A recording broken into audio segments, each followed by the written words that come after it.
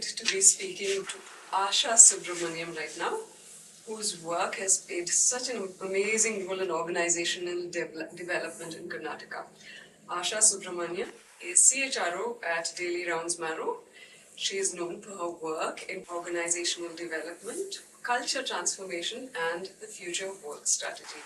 Her perspectives bridge people, capability building, and the rapid shifts reshaping Karnataka's workplaces. It's so lovely to have you here, Asha. Thanks a lot, Reethika. Welcome. To begin with, how has your leadership approach evolved as organizations navigate rapid shifts in work, technology, and workspace? Thanks a lot. Thanks a lot for the question. Very, very relevant question for today's world, right? In the VUCA world. So, how I started a decade and a half back was like, generally the leadership used to be like, we know all the information, we catch up with all the information and we pass it on to the people who are reporting to us. But today, if you look at it, with the kind of Gen Zs, with the kind of new generations which has come, it's changed extremely, like, probably 360 degrees, right? And today, there is no one person holding the entire, like, the force or entire power and, like, telling, I tell you, you do it. It's more of, let's figure it out. Right? That is the first very big change what I'm seeing within myself. Today, I don't tell my team members exactly what they need to do. We sit, we discuss, and we come to a conclusion. That's a very important thing which has happened. The second thing is, like, initially we all felt that leaders are never vulnerable, right? But today, we are ready to show that we are vulnerable, right? We're ready to show that not necessary that we know everything, right? Let's figure it out again, right? That's the second thing. And also another very important thing is like upskilling ourselves. That is something which is extremely important. It is not necessary only my reportees or people who are in frontline have to, like, go on upgrading themselves, upskilling themselves. But today, even the leaders, because the technology is grown so beautifully well, right? Like the AI, the tools, the automation, the analytics, right? Predictive analysis, all of this. So I think as a leader, I look at myself today as somebody who can probably sit with my team and figure out, somebody who wants to learn more and more to make sure that I'm relevant, right? And also somebody who will tell the team, like, I'm not somebody who is like a god or something. Let's all sit together and probably find out what is the best solution to go about. And the power of working together. Together is always so beautiful. So I think these are something what I'm seeing in the landscape of leadership, and I think that is the most dynamic landscape today, how it is shifting, right? Like probably in some time, even leaders are not required because we can figure out ourselves, right? That's where we are going to be landing very shortly with the kind of advancement, technology advancements, kind of automation, the tools what have come in, right? So I think leadership surely has grown, has matured, and has become in a way where now there is a great assimilation with their reportees and with the other people. If it's not done, then probably we're not ready. And I think there is so much about constant learning even for us as leaders, right? Absolutely. Keep up with it.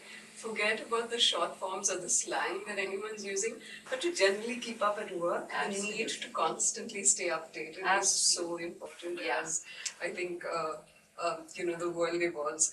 Talking about the future, what do you see as the most critical HR capability for the next decade, especially in a digital-first economy like that? This is a very beautiful question, Reethika. In fact, I was going through a few days back what Karnataka government has actually done for skill development with youngsters, right? They have probably brought in 4,400 crores actually, they've got sanctioned where they are looking at a digital Karnataka in 2032 with about 3 million youngsters upskilling themselves. So that's something amazing what Karnataka government is doing, the first thing. And second thing is surely as an HR, right, and a senior leader, I'm making sure that I learn the technology first. So yesterday I used to sit almost about 4 to 5 hours to do one deck or one PPT if I have to go to a college or somewhere, right? Today, I talk to Claude and I tell it in 3 minutes, I have a presentation which is already there with me, and probably a presentation which I can just going to the stage, before going to the stage, I can change it. So I think as a as a leader and as a person of today's HR, I think everybody should surely upskill themselves, unlearn, relearn, right? That is something very important because we've learned a certain way of working together, right? And unlearning that is also a skill which is extremely important today, right? And if you look at how we are working, right? Today we are working on recruitment, we look at AI as one of our main anchor.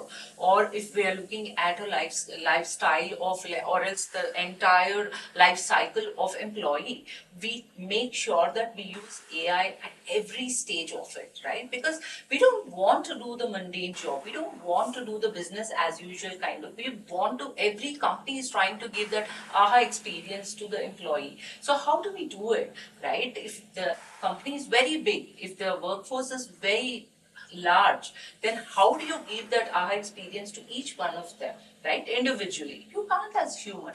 So we are using a lot of automation. They're also using automation at the time where people leave, because we know predictive analysis can give us exactly from where, if I hire, how long this person will stay, right? Even to hire, we are using predictive analysis, and we're using quite a lot of tools. In fact, it can be the leaves, to manage the leaves, or to find out how the employees are feeling in the morning when they come into the office, or every quarterly how they actually feel about the leadership or about themselves or about the work what they're doing, right? So overall, I think as a HR, especially in digital Karnataka, because we have such big dreams. I've really heard a lot about this, in fact, and I've attended few sessions also, and I've read about it. I think every HR has to start adapting this. And I think the beauty of Karnataka, I think from Karnataka in the late 1990s with the whole IT-enabled services coming up to what it is today, is how quickly things grow. Yeah. Also, your whole point of unlearning and relearning makes so much sense. But what practices do you think have proven most effective in building cultures that are resilient and inclusive, and very importantly, innovation ready in an ever-evolving workspace? Beautiful questions, Reethika.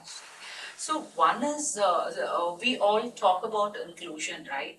What do? We have boards, and we have leaderboards where we tell there is 40% women population in the organization, 60%, and we stop it over there. I think we need to graduate from there, telling that inclusion is just not the numbers, my friend. It's much beyond that, right? Inclusion is where you are listening to people, where employees feel they're heard actually, and where training is provided to everybody. It's not only one set of people, right? And somebody who feels that I'm fine to fail in this organization. This organization is ready to take the failure and make sure that they again give me a tip to do how how better I can actually do next time, and I can learn from failures, right? That's called as an inclusion for me, right? Where people are comfortable to talk in a room, speak out their heart in a room, the communication, or the training sessions, or about the failures. These are all probably something which we need to To do. have every voice heard, I think. Every voice as opposed heard. to just having the first role. Yeah. So, but lot many places we look at inclusion as very number driven kind of a thing. Probably we need to. Many companies are doing beautiful work on this. I would not take the thunder out of that, but generally we should not compile it only with the numbers. We should go beyond that and make sure that people are heard, are able to speak, are able to fail but make sure that the failure immediately, they wake up from that failure, learn from their, learn their lessons and then start working. So that's called as inclusion, right? And innovation, again, Ritika, it's another very, very important word. And today, if you don't have innovation, if you're not going to bring out the innovation in the organization, your Gen Zs are not even interested to work with you, right? That's a very important thing actually, where you create that space for people, you create that kind of a work for people, and also create that environment where you are fine to listen to new ideas, not kind of close yourself and you tell I'm the final boss, right? That's where the leader, first question what we dealt about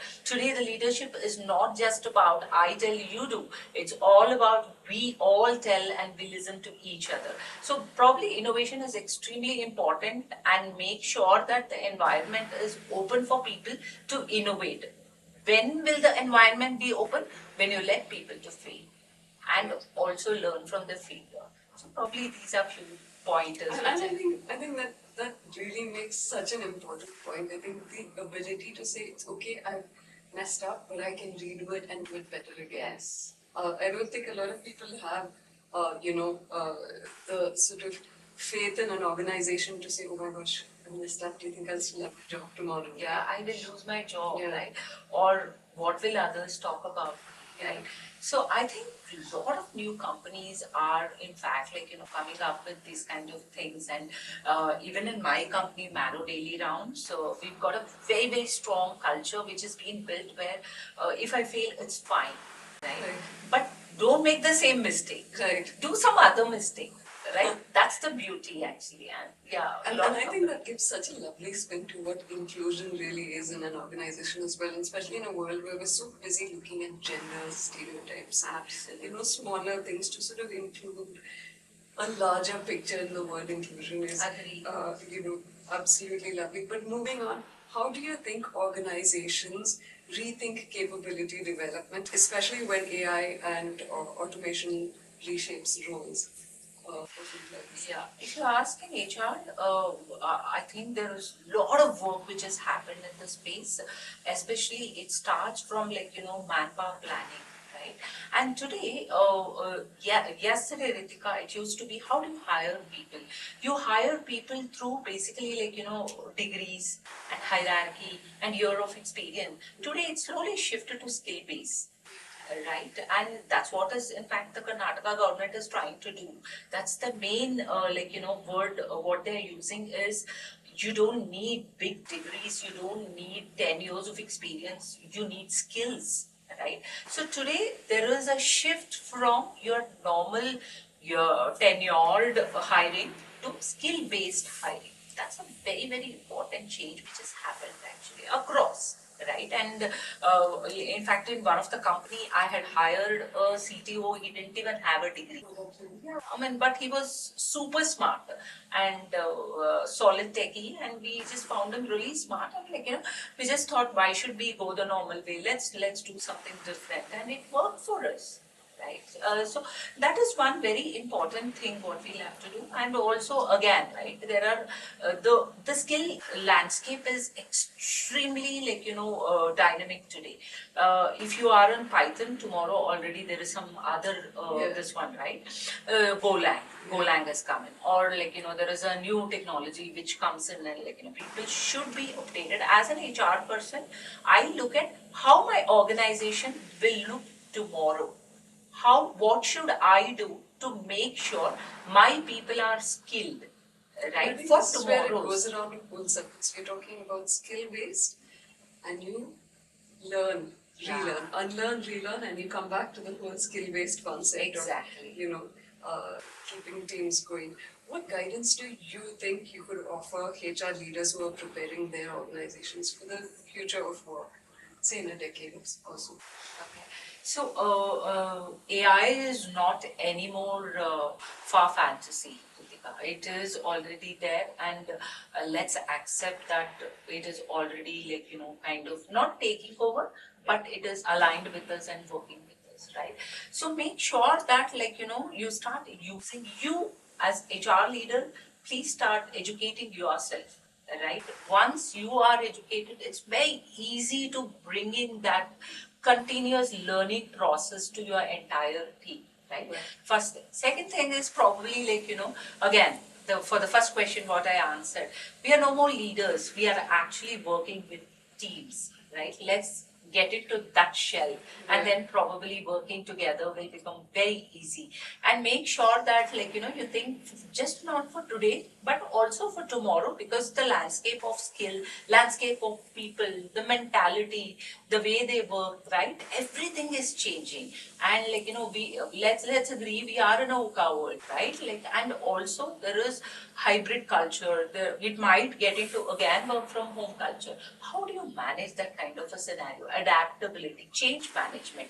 These are few things probably I will tell them to, like, deep dive into and double click on these kind of things and make sure that, like, you're ready for today and tomorrow. And like you said, I feel like change management is so much more than just whether it's hybrid or not. It's about how the team functions itself. Absolutely. To the skill set you want your team to have to Absolutely, know. absolutely. They're redundant. I mean, yesterday they were really very important people. Today they're redundant. Why? Because, like, they've not upgraded themselves. You have to upgrade. There is no escape on this for any level in the organization. It can be seniors, juniors, anybody, right? So I think upgrading ourselves is one of the most important things to stay relevant. Thank you so much for your time this afternoon. It's Thanks. been lovely having you over. Thanks a lot, Reethika. Thank you.